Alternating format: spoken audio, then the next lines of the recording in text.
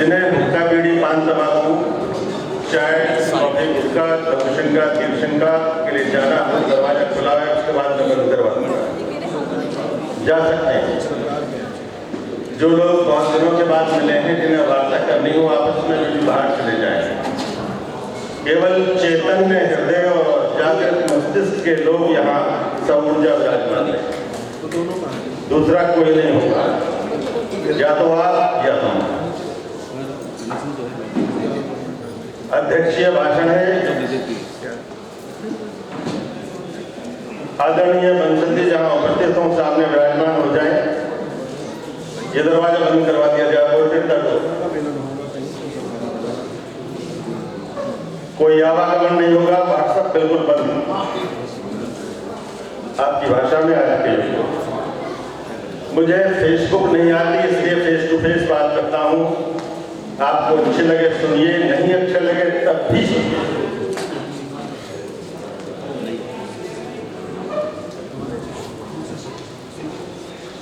Electrons, दरवाजा खुला है, डिस्टर्बेंस है।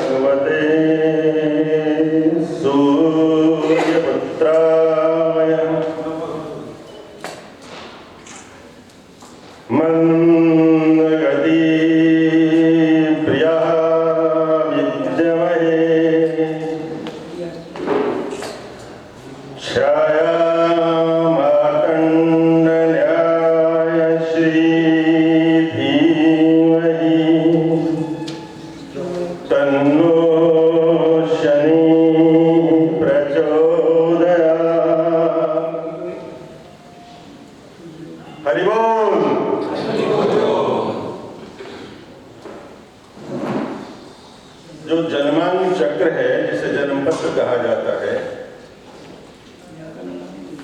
उसमें कोई भद्र महिला का फिर प्रवेश हुआ।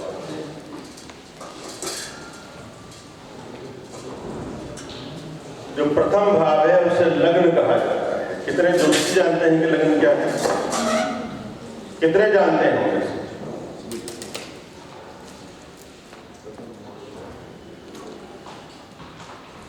एक बात ध्यान से सुन लें, हमारा पास जो आसमानी खाका आता, नक्शा आता, उसे भाव चक्र कहा गया है, कुछ और नहीं कहा है। और उसमें जो प्रथम प्राकट्य है वह देह का है, इसलिए तनुभाव उसका नाम रखा। उस प्राकट अवस्था पे आप श्रीमान जी बैठ जाइए, जब इलेक्शन हो तो खड़े हो जाइएगा, हम सबका मत आपके साथ होगा। उसमें जो प्रथम भाव है, जो आप सृष्टि सार है, जातक नहीं। जन्म होने के नाते आपको जातक कहा गया है, माना गया। तो वर्तमान अभिष्ट काल में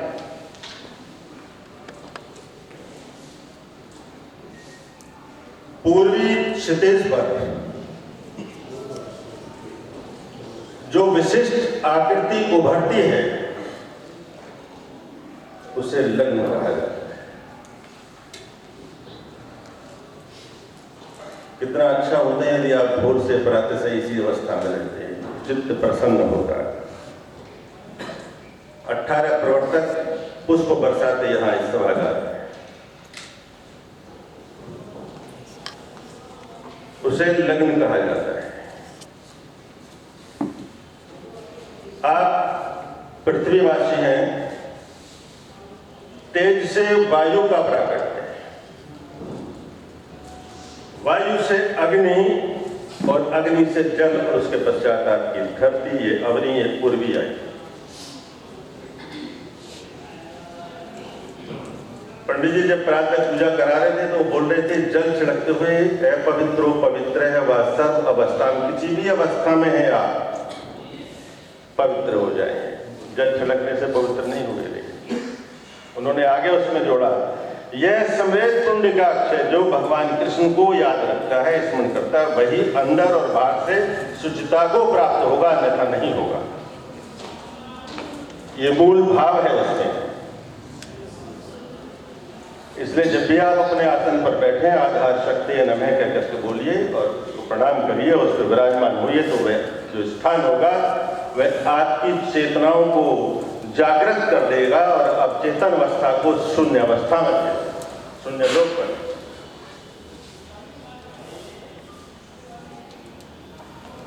हमारे यहाँ एक चक्र नहीं बनता है। चक्र कहते हैं बारंबारता को, आकृति को, जो गोल है, आवृत्ति है जो भ्रमणशील रहती है। सबसे बड़ा जो मान है वो वृत्त का है, जो 360 अंश का माना गया है। 360 अंश अर्थात 360 वर्ष या 360 दिन सूर्य का 100 वर्ष।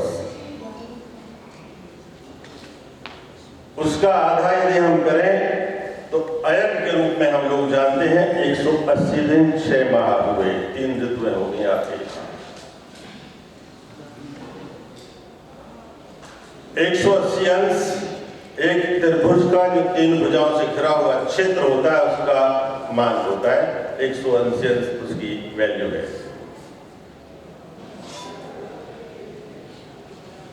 आपकी ज्योतिष में प्रथम भाग त्रिकोण से, उसी त्रिभुज से श्री गणेश लेता है।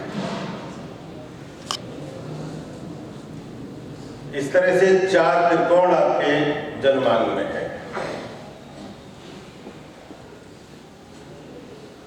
4 त्रिकोण को 4 से गुणा करते हैं और उसके बाद उसमें एक दुगना और जोड़ते हैं, तो 72 चक्र आपके जन्मांग चक्र के साथ बनते हैं। 74 पृष्ठ की एक जन्म पत्री होती है, इससे कम इससे अधिक नहीं। प्रथम पृष्ठ पर मंगलाचरण होता है, आपकी हिस्ट्री होती है, समय का कालमान उस पर उकेरा जाता है, लिखा जाता है, चित्रित किया जाता है। क्या शाके रहे, क्या सम्मत रहा, क्या ऋतु थी, क्या मास था, क्या पक्ष था, क्या जो पंचांग है पूरा उसमें आचार 5 अंक उसके समाहित। उसके बाद दूसरे पृष्ठ पे आपका देह लग्न यानी लग्न भाव लिखा जाता है। उसके बाद 73 चक्र और बनते हैं, 72 71 चक्र और बनते हैं। 74वें पृष्ठ पर केवल लब्बुलवा सार लिखा जाता है। 64 पृष्ठ की आपकी जन्म पत्री है। जन्म बहुवचन है, एक वचन नहीं है, इसलिए उसे जन्म पत्र कहते हैं। आपसे पहले, आज से पहले कितने जन्म लिए हैं उन सब का संग है उस पत्री। तो उसको समझना, उसे पढ़ना आसान नहीं है, बहुत कठिन है डगर बनना। इतना सरल नहीं है जितना समझ लिया कि कैप्सूल कोर्स चला दिया हमने और 3 घंटे में क्लास ली और फिर आचार्य हो गए। मेरे पास न वास्तु है, न टैरो है, न अंक है, न कोई और विधा है, न तंत्र है, केवल ज्योतिषियों की कोई परचून की दुकान नहीं है मेरी। आप जिस विधा में है उसी में मास्टर बनिए तो अच्छा होगा। दाएं बाएं झांकना बंद कर दीजिए। एक साधे सब सधे कहावत है, बड़ को सम्मान। दूसरी बात, तो ये 74 पृष्ठ की एक जन्म पत्री होती है। 42 प्रकार की दशाएं महर्षि ने निकाली हैं, महर्षि समाज ने निकाली हैं। 28 तो आपके सामने वाले को आती हैं, बाकी मैंने अपने गुरु जी के चरणों में दंडवत किया साष्टांग के साथ कि इतना ही यदि याद रहे तो बहुत ही गुरु, बाकी नहीं चाहिए। मैं आज भी उनके चरणों में उसको धो करके पान करता हूँ।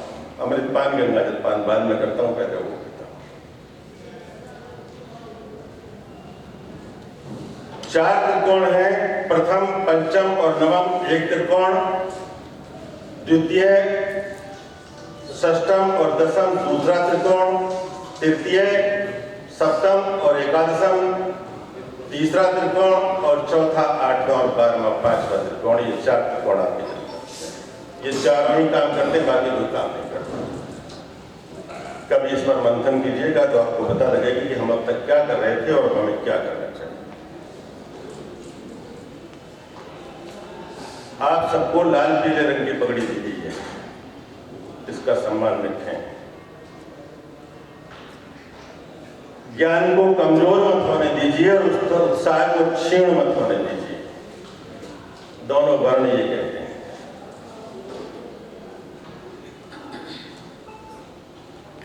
वास्तु तो आदरणीय संजीव अग्रवाल जी बताएंगे, और जो रामपाल कश्यप जी आए थे आदरणीय, वे भी बता करके गए थे।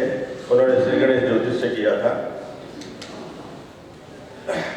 शक्ति का वास्तु केवल दो जगह होता है, दो स्थान है शक्ति के। जैसे आप 2-4 मकान बना लेंगे, नैनीताल में बना लिया, एक शिमला में बना लिया, एक आपके दिल्ली में है कहीं और। इस तरह शक्ति के दो वास्तु हैं। एक तो आदरणीय जी आधार, क्या है शक्ति का?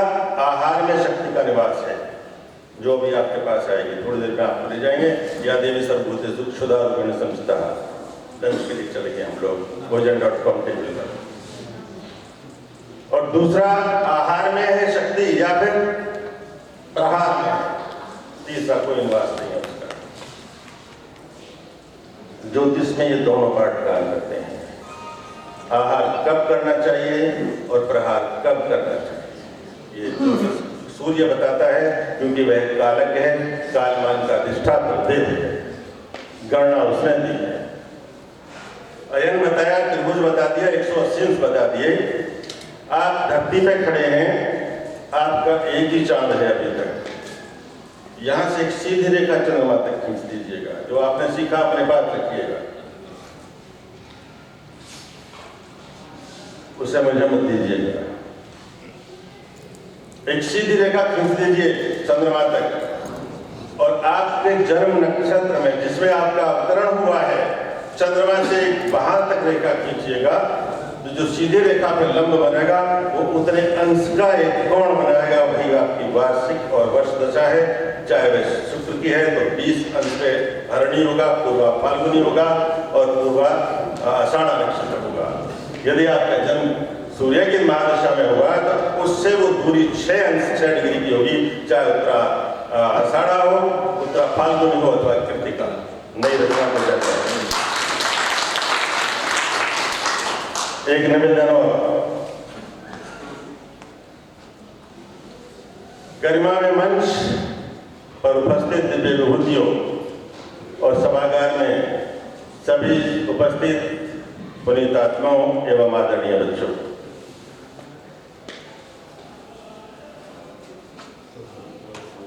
जो त्रिभुज हमने बात की थी,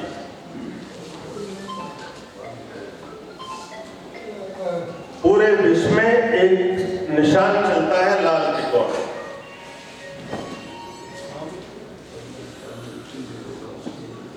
परिवार कल्याण नियोजन का है, पूरे विश्व में चलता है। आप मुझे देखिए, मैं यहाँ खड़ा हूं तो मेरे जो ये दो टांगे हैं, दो रेखाएं मानिए, और इनको मिलाइए तो एक त्रिभुज बनता है।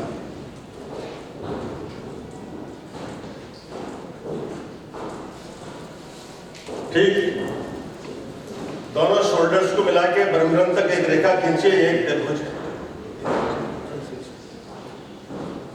यहां से नाभि तक खींचिए, तीसरा त्रिभुज है, चौथा त्रिभुज उनके पास।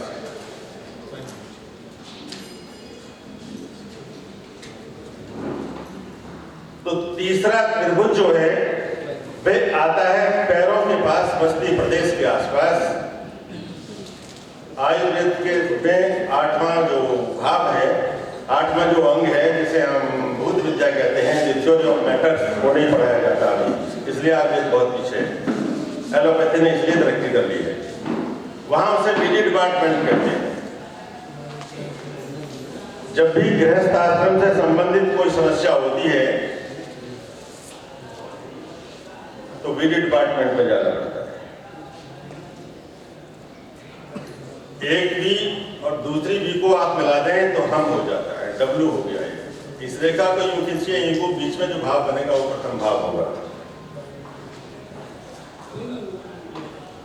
तीसरे त्रिकोण की बात आती, इसका अर्थ यह हुआ कि विवाह का 180 की बात की थी हमने, ध्यान रहे वो बात, वहां से हिलेंगे नहीं आप।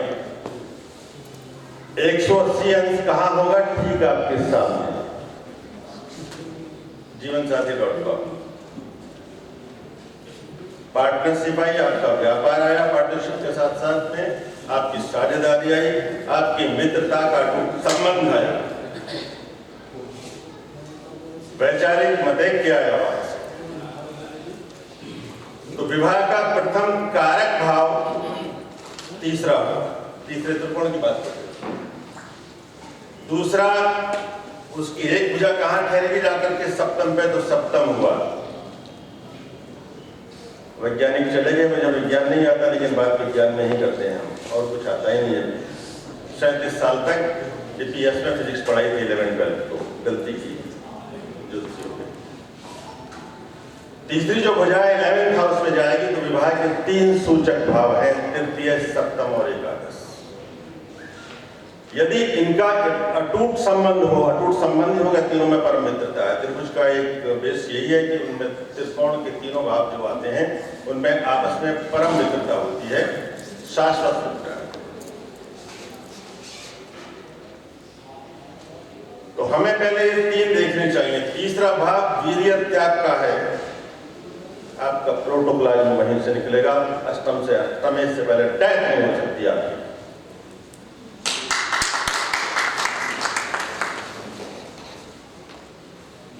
इसलिए हमें तीसरा देखना होगा, सप्तम देखना होगा और एकादश देखना होगा।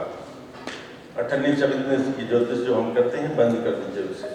मेरी अंतिम अरदास यही है, उसे बंद कर दीजिए उसे। यदि इस तरह के सभागार में हम आते हैं, ऐसे विशाल आयोजनों में आते हैं जिनकी कृपा से यहाँ इकट्ठे हुए हैं, तो हमें अपना नहीं तो उनके सम्मान का ध्यान अवश्य रखना चाहिए। खाता गुण जरूर है, लेकिन झुकती आंख है। पेट कभी डिमांड नहीं करता, मुख ही करता है, क्योंकि ब्राह्मण और अग्नि और मुख, इन तीनों की उत्पत्ति ही मुख से हुई। इसलिए सप्तम भाव में जो भी है, क्योंकि बीच में आया हुआ है, इसलिए उसमें जो भी राशि है उसका नगीना पहना सकते हैं हम, नग पहना सकते हैं, उसकी उपासना बता सकते हैं। लेकिन देखिए, सुख वृद्धि लग्न से दूसरा भाव धन कहलाता है, अर्थात उसकी वृद्धि होती है। तो उसके साथ साथ हमें सुधार कार्य अष्टम को लेकर अवश्य करना पड़ेगा, अन्यथा गृहस्थ आश्रम का सुख के आनंद आप नहीं ले सकते। तारतम्य है दोनों।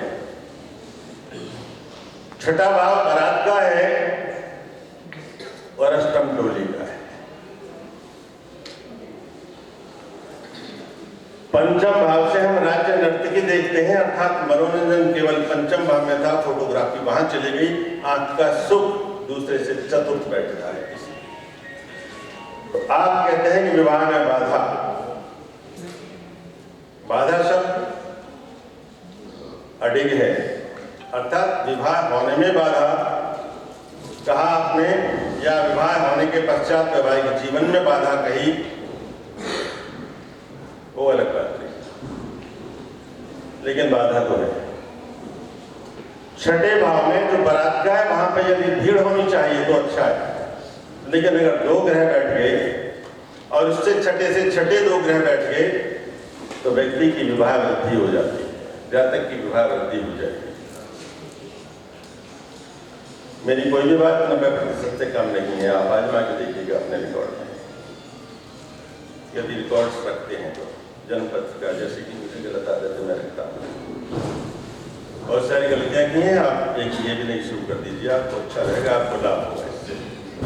सेल्फ स्टडी के लिए, निज चिंतन के लिए, स्वाध्याय के लिए इससे उत्तम कोई उपाय है ही नहीं।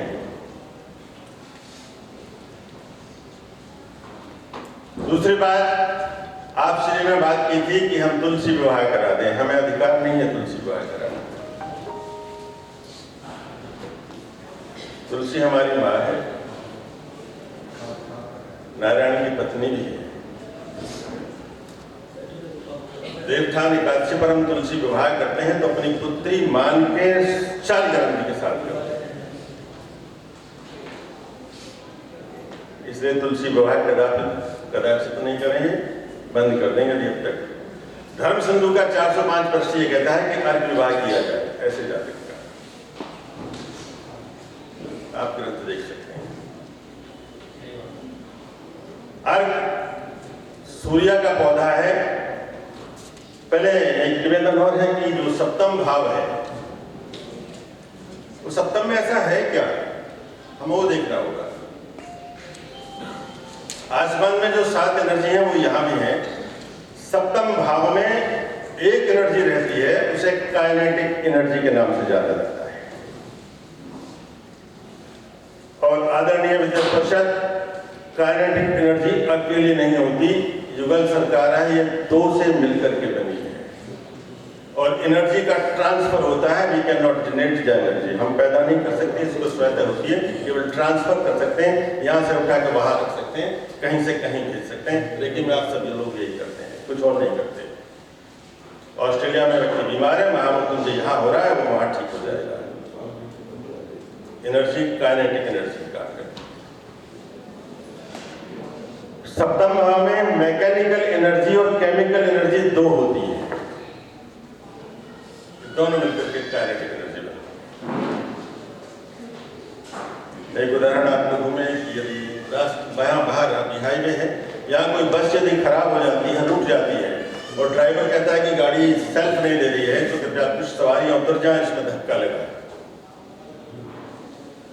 और 8-10 पैसेंजर उतर के उसमें धक्का लगाते हैं, तो कोई तो मेरे जैसा व्यक्ति केवल हाथ रख लेगा, बोलता रहेगा जरूर लगा के है ऐसा, कोई सा पीछे को खींचने की कोशिश करेंगे, कुछ दोनों हाथों से अच्छी तरह धक्का लगाएंगे। तो हम जो उस फोर्स है उसका मेजरमेंट हमारे पास नहीं कि कितनी फोर्स लगी, इसलिए गृहस्थ आश्रम की फोर्स को नापा नहीं जा सकता, मापा नहीं जा सकता कितनी फोर्स लगी, और आपका घटक तैयार हो गया। समझ कर एक संचरित सुगढ़ आपने एक घटक तैयार कर दिया, निर्मित कर दिया, आपके संतान हो गई।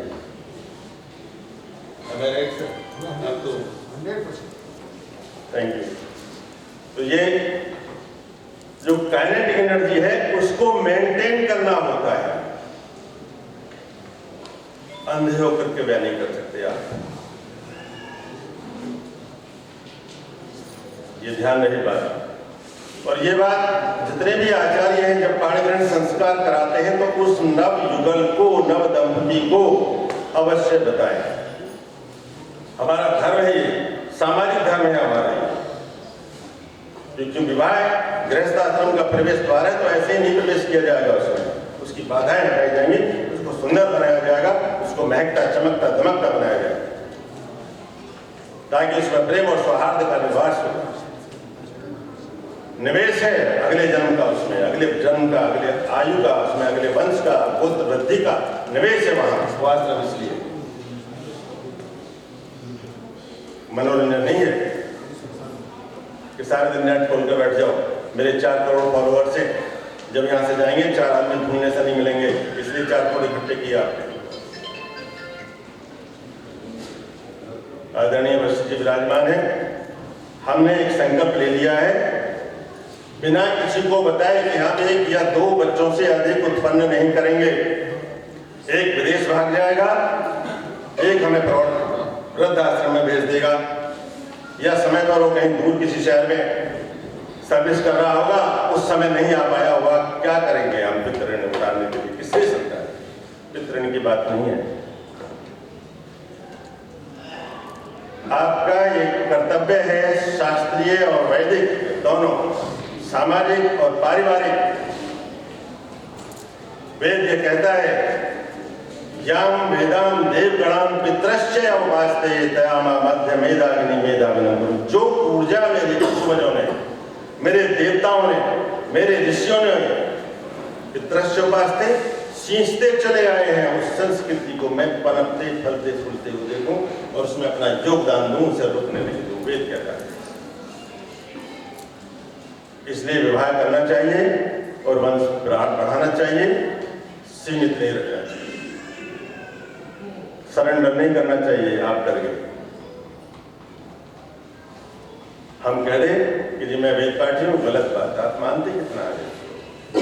केवल त्रिपुंड लगाने से, 2-4 तरह की माला पहनने से, 10 उंगलियों सजाने से, संगीतकारों की तरह से आप वेद पाठी नहीं हो सकते, ना आप ज्योतिषी हो सकते हैं। ये प्रमाण पत्र बाहरी है, यहाँ का नहीं, असली कुछ और होता है। इसलिए आपत्ति कहाँ होगी? अभी किसी वक्ता ने बोला था, देखिए सबसे वक्ता वह होता है जो किसी का दोष या खोट या गुण नहीं देखे, कमी नहीं ढूंढे, बल्कि अपनी बात ऐसी कहे कि उसकी भी कहे हुए बात में निखार आ जाए और वैसे ही कर सके। इस तरह से हमें प्रस्तुति करनी चाहिए। छठा, आठवां, 12वां भाव जो इनकी जो संज्ञा है वो तीर्थ स्थान कहा गया, अर्थात 3 खराब। पहले हमें ये सोचना चाहिए इन तीनों को खराब क्यों कहा। ऐसे इन्होंने कौन सा महर्षि वशिष्ठ की कामधेनु खोल ली।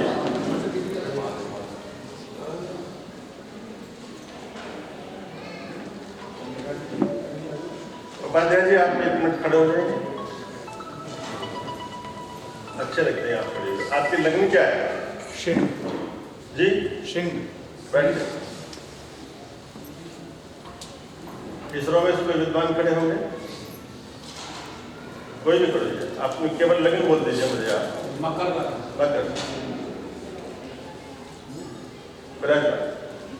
सिंह लगन में छठा 8वें भाव पर केंद्रित हो जाइए केवल।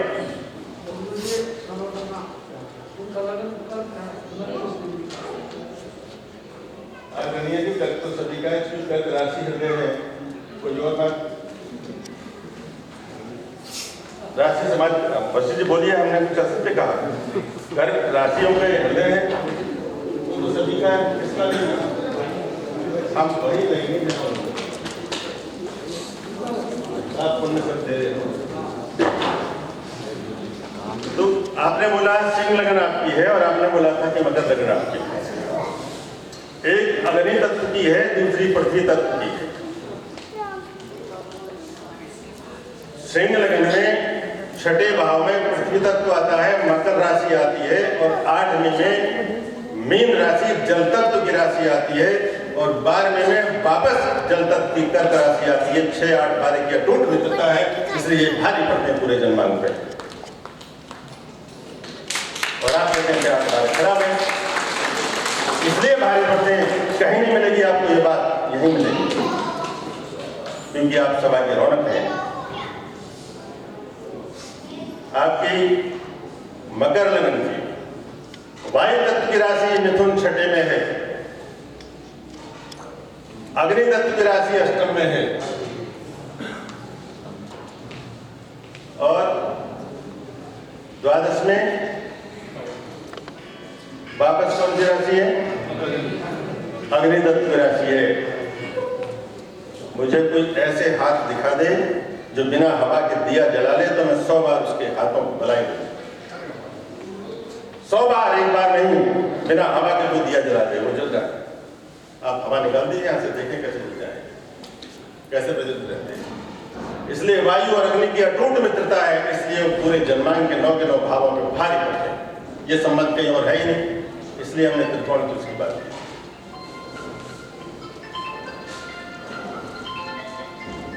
और एक निवेदन और है आपसे, मेरी बात को अन्यथा नहीं लेंगे आप। जैसे आप श्री बोलते हैं ना कि यहाँ पड़ा है, तो क्या कूड़ा करकट है ग्रह, उसकी देवता मान करके हम पूजा करते हैं, ऐसा हमें नहीं कहना चाहिए। हमें थोड़ी शिष्टता बरतनी चाहिए अपने पर। ठीक, कुछ लोग कह देते हैं कि वो खड्डे में है, ऐसा नहीं कहना चाहिए। चतुर्थ, अष्टम, द्वादश और छठे भाव पाताल को दर्शक है, पाताल को इंडिकेट करते हैं। अर्थात आपको गहराई में उतरना होगा, यदि मोती ढूंढ रहे हैं तो और उतरिए, अन्यथा नहीं, कुछ नहीं याद लगेगा। सीट भी नहीं मिलेगी दमादर पर, वह भी नहीं मिल सकती। इसलिए देवताओं का सम्मान कीजिए तो आपका सम्मान रहेगा। जो थ्योरी है यूनिवर्सल, वो गिव एंड टेक की है, पहले देना सीखिए, बाद में लीजिए,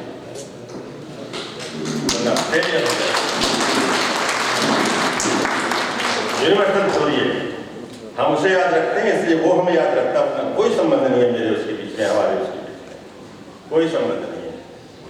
ये नहीं पूछेगा आपने वेज खाया, नॉन वेज खाया, दूधाहार लिया, फलाहार लिया या पत्राहार लिया, गणेश जी की तरह दूध चबाई या शिव जी की तरह बेलपत्र खा के आए हो, ये नहीं पूछेगा आपसे, ये पूछेगा मेरे पास आए हो, मेरे कितने % होके आए।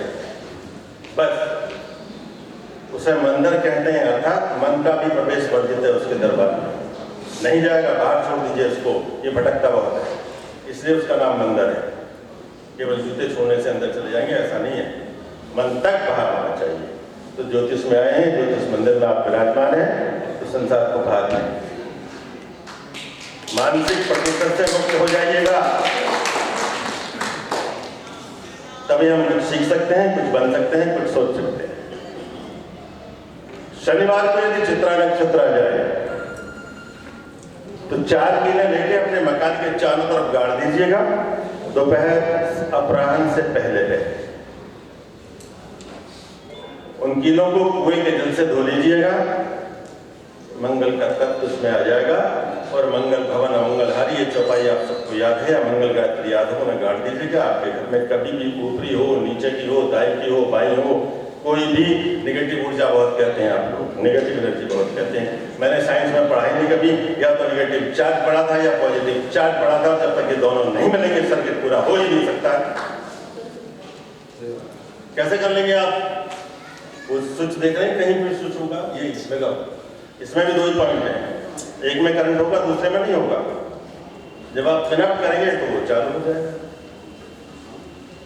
इसलिए पॉजिटिव एनर्जी और धर्मपत्नी नेगेटिव एनर्जी है, सर्किट का भी पूरा होगा जब तक, इससे पहले हो ही नहीं सकता। इसलिए आवश्यक है जीवन साथी जीवन। उन्होंने जो अपना अर्धनारीश्वर रूप दिखाया वो यही दिखाया था शत्रुपा और मनु को, ये है सिस्टम। कहां हजारों साल से तपस्या कर रहे हो विंध्याचल पे। इसलिए इतनी बातें हमें मालूम होनी चाहिए कि ज्योतिष में, तब हम ये काम कर सकते हैं। मंगल को ये वरदान है कि उसे 4थी दृष्टि उन्होंने वरदान में दी है। बृहस्पति को 5वीं नौवीं दी है, शनि को 3वीं और 10वीं दी है। तो मंगल को जो 4थी दी है वो इसलिए दी है ताकि उसका घर जो 4था भाव है, घर जो वात्सु है, उस वात्सु में उसके मंगल रहे, वहां से कोई दहलीज लांग के न चला जाए, कोई अतिक्रमण न कर ले, वहां के लोग अतिक्रमण न आ जाए, किसी के आतंक में न आ जाए। इसलिए उसकी 4थी दृष्टि घर में होती है और 8वीं दृष्टि दहलीज पर होती है, बॉर्डर्स पर होती है, जो आपकी घर की सीमा है। इसलिए हम लोग कहते आए थे बहन बेटी को संध्या के समय घर में होना चाहिए, द्वार के बाहर। आदरणीय मोदी जी नाइट शिफ्ट लगवा रहे हैं।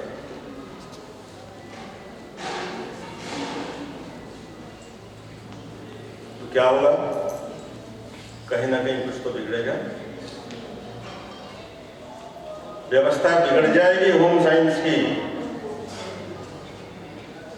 संचालन ठीक से नहीं हो सकता, इसका काम उसी को साधे, पुरुष गृहस्थी को नहीं संभाल सकता है, उसके कर्म क्षेत्र में नहीं आता है ये। इसलिए उनको घर पर होना चाहिए, अपना टाइम एडजस्ट करें। मैनेजमेंट आप बहुत अच्छी तरह से जानते हैं, आजकल 205 या 206 सब्जेक्ट में यूनिवर्सिटी में जो पढ़ाई जाती है विद्या, 206 या 205 सब्जेक्ट हैं।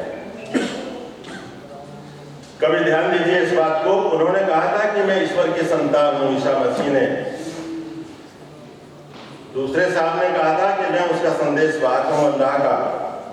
आज 57 देश मोहम्मडन्स के हैं और बाकी उनके हैं 206, जो 257 जो कंट्रीज हैं। आप कहाँ हैं? सोच रहे हैं इस बात।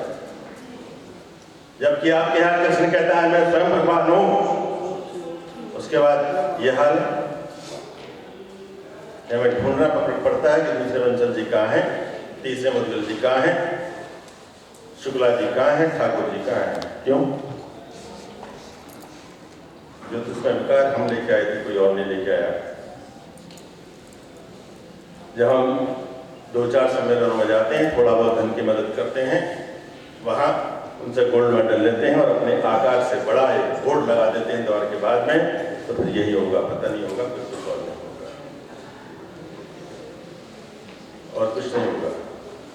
ठीक ठोस आधार पर खड़े होकर यदि हमें ज्योतिष करनी है और सीखनी है तो इसी तरह की विद्या सीखनी होगी।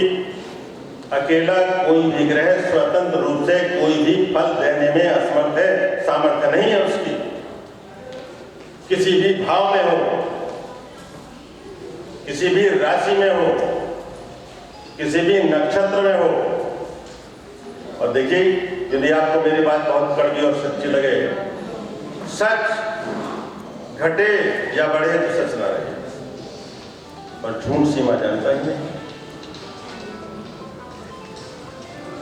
लाख सोने हीरे के फ्रेम में जड़वा दो, आईना टूट जाए।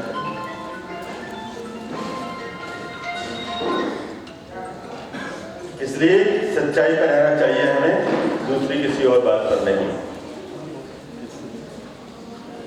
और यदि हम जाएंगे, यदि अपनी वाह वाह करवाएंगे, गुरु जी प्रणाम, दंडवत देते रहेंगे, दंडवत करते रहेंगे और सम्मान देते रहेंगे, लेते रहेंगे, तालियां बजवाते रहेंगे अपने नाम की प्रशंसा पे, तो समझो विद्या गई हमसे। दूसरे लोग ले जाएंगे। जितने भी आरक्षण कोटे के ज्योतिषाचार्य हैं आज, और जो आ रहे हैं, हम देख रहे हैं। मैं फेसबुक से इसलिए हटा, व्हाट्सएप से इसलिए हटा, ट्विटर से, इंस्टाग्राम से, इन सबसे मैं हट गया, अपने घर में आ गया, सीमित हो गया, कच्चों की तरह पंजे से खोल लिए। विवाह में जो बाधा है, यदि 100 ज्योतिषियों से मुद्गल जी ये पूछें कि ये पत्री मिलती है या नहीं, तो 120 की गलत होगी। परसेंटेज दे रहा हूं, बोले आप। यदि 100 ज्योतिषाचार्यों से मैं कहूं कि ये बालक है, ये बालिका इनके पत्र मिलाती है, तो 120 की गलत निकलेगी, यानी 20% मोर होगा उससे, एक्साइज की ड्यूटी लगेगी। जानेंगे क्यों? पहले 18 गुण थे। तो जो कूट कहते हैं कि जो कूट पीस करके छान के जो रस निकलता है, जो तत्व निकलता है, उसे कूट कहा है। और वो रस अमृत भी हो सकता है, विष भी हो सकता है, शुभ भी हो सकता है, अशुभ भी हो सकता है, इधर रहेगा।